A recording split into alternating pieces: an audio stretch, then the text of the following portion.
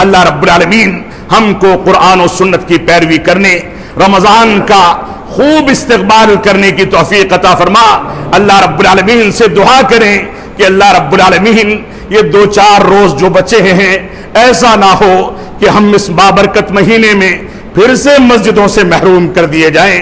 اے اللہ رب العالمین، ساری کی ساری خیر تیری طرف سے ہوتی ہے، ان مسجدوں کو آباد رکھنا۔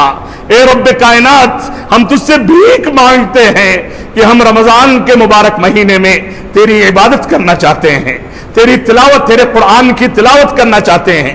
اے اللہ رب العالمین، ہم کو ماضی کے رمضان کے طریقے سے محروم نہ کر دینا۔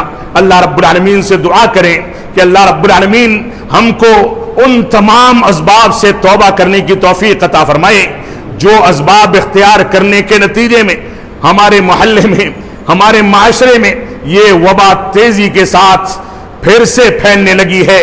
اللہ رب العالمین ہمارے بزرگوں کو، ہماری خواتین کو، ہمارے بچوں کو، ہمارے نوجوانوں کو، ہمارے بھائیوں کو، یہاں تک کہ دوسرے مذاہب کے ماننے والوں کو، ملک کے تمام افراد کو اللہ رب العالمین اس وبا سے محفوظ کر دے۔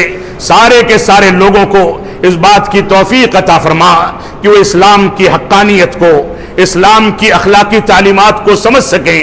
اے اللہ رب العالمین، تو ہم سب کو توفیق عطا فرما کہ ہم قرآن و سنت کی جانب رجوع کریں، وبائی امراض میں مبتلا ہونے کے اسباب سے توبہ کریں، اور اللہ رب العالمین ہم کو ان سے محفوظ رکھے۔ ہم جب تک جئیں تب تک اسلام پر جئیں، جب ہمارا خاتمہ ہو تو ایمان پر ہو۔